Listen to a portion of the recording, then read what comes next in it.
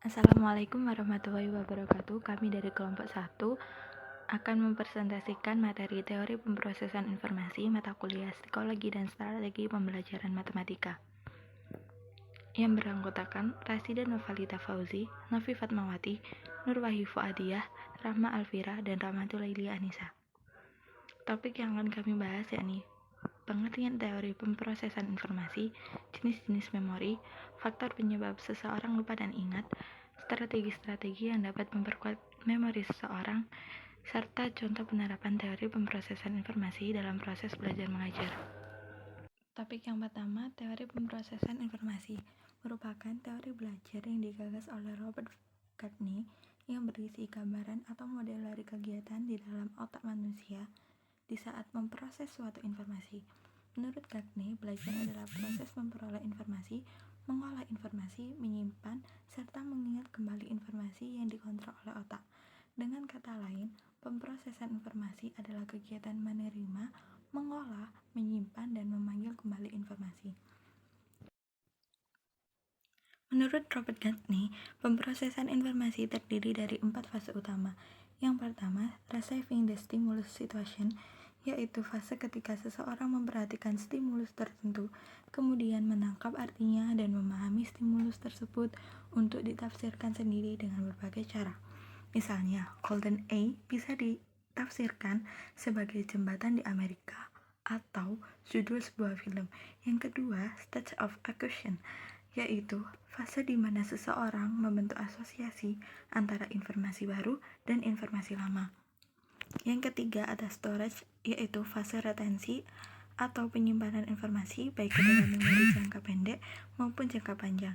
Yang keempat ada retrieval, yaitu fase mengingat kembali atau memanggil kembali informasi yang ada dalam memori.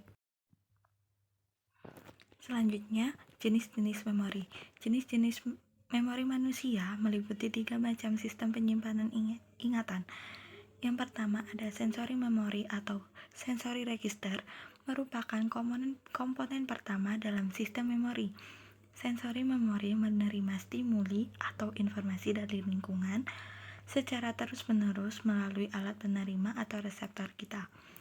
Reseptor disebut juga dengan alat indera. Informasi yang diterima disimpan dalam sensory memory kurang lebih 2 detik. Yang kedua ada short-term memory. Short-term memory atau memori jangka pendek adalah sistem memori dengan kapasitas yang terbatas di mana informasi disimpan selama 30 detik kecuali informasi tersebut diulang atau kala diproses lebih lanjut, karena jika diproses informasi bisa disimpan lebih baik. Yang ketiga ada long-term memory atau memori jangka panjang, adalah jenis memori yang menyimpan banyak sekali informasi untuk periode waktu yang lama dalam jangka yang relatif permanen. Kapasitas memori jangka panjang manusia sangatlah mengejutkan dan efisiensi di mana individu-individu bisa mendapatkan kembali informasi sangatlah mengesankan. C. Faktor penyebab seseorang lupa dan ingat. Daya ingat merupakan komponen yang penting dalam belajar. Terkadang banyak peserta didik yang sangat mudah lupa materi pelajaran yang telah diajarkan, bahkan yang baru saja diajarkan. Hal ini terjadi karena peserta didik menyimpan materi yang diajarkan hanya pada short-term memory, bukan pada long-term memory. Fenomena yang sering terjadi adalah kurang ketertarikannya peserta didik terhadap pembelajaran, sehingga materi yang diberikan cepat dilupakan begitu saja oleh peserta didik, sehingga guru sulit untuk meneruskan pembelajaran berikutnya dikarenakan pemahaman terhadap pembelajaran sebelumnya belum dipahami. Kemampuan mengingat seseorang dipengaruhi oleh faktor internal dan faktor eksternal. Faktor internal yang mempengaruhi belajar seseorang yaitu intelijensi, motivasi, kondisi fisik, modalitas belajar individu, dan kemampuan mengingat, khususnya kemampuan untuk mengingat kembali materi yang telah disampaikan atau kemampuan untuk melakukan recall memori. Faktor eksternal yang mempengaruhi proses belajar seseorang antara lain adalah lingkungan tempat terjadinya proses belajar, seperti suasana lingkungan belajar dan materi pelajaran yang dipelajarinya. Suasana lingkungan ini mencakup 2 hal utama, yaitu suasana lingkungan fisik dan suasana lingkungan sosial. Lupa dapat diartikan sebagai kegagalan seseorang untuk mereproduksi kembali hal-hal yang sebelumnya telah terjadi yang disebabkan oleh lemahnya item informasi untuk ditimbulkan ulang saat informasi tersebut dibutuhkan. Ingatan itu merupakan kemampuan pikiran atau jiwa yang dimiliki oleh seseorang untuk menerima dan memasukkan learning, menyimpan, retention, dan menimbulkan kembali remembering dengan mengingat hal-hal yang sudah lampau. Terkadang dalam proses remembering, seseorang mengalami kesulitan dalam memanggil atau menimbulkan lagi informasi-informasi yang dibutuhkan. Slavin 2008 menyebutkan faktor-faktor ketidakmampuan individu atau peserta didik untuk mengingat atau remembering. D. Strategi-strategi yang dapat memperkuat memori seseorang. Adapun strategi mengingat informasi yang penting yakni: pertama, keyakinan positif. Anda harus yakin bahwa Anda dapat mengingat apapun yang diinginkan. Kedua, pengamatan yang cermat. Informasi yang benar-benar ingin kita ingat harus dikodekan secara sadar dalam sistem memori kita. Ketiga, pertimbangan konteks. Untuk merekam kembali sebuah ingatan adalah mempertimbangkan konteks. Keempat, prinsip AAT.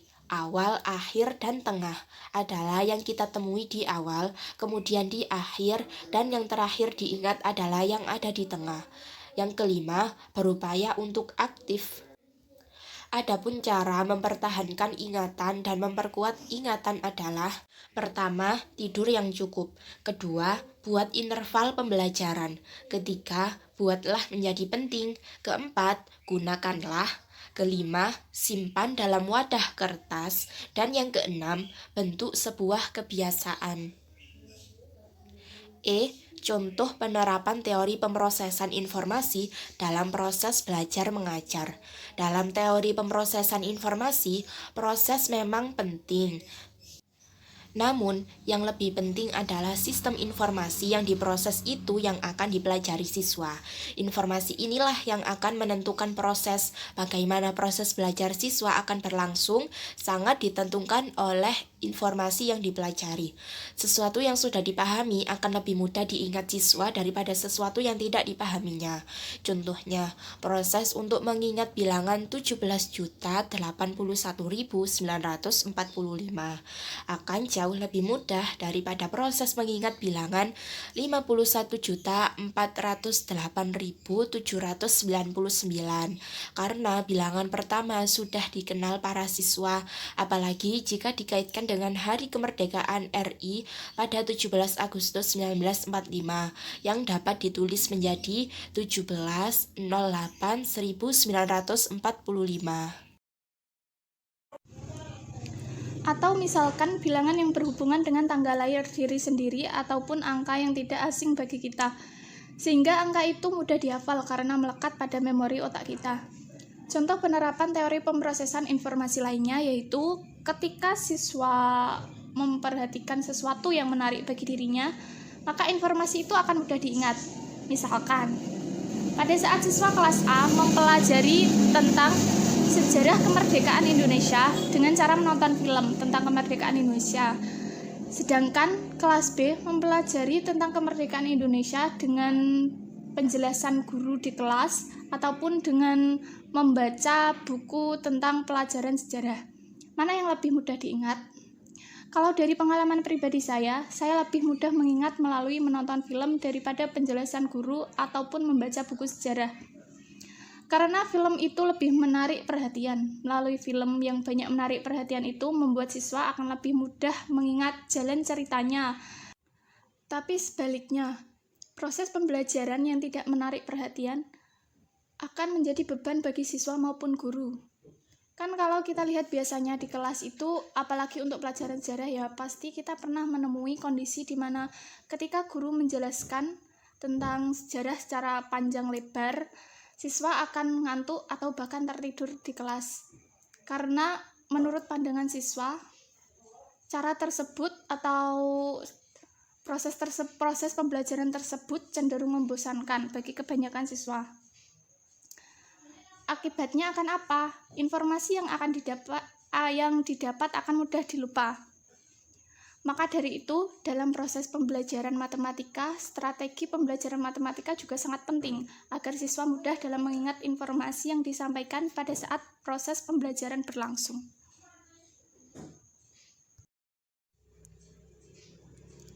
Demikian presentasi dari kami. Apabila ada salah kata, kami mohon maaf yang sebesar-besarnya. Wassalamualaikum warahmatullahi wabarakatuh.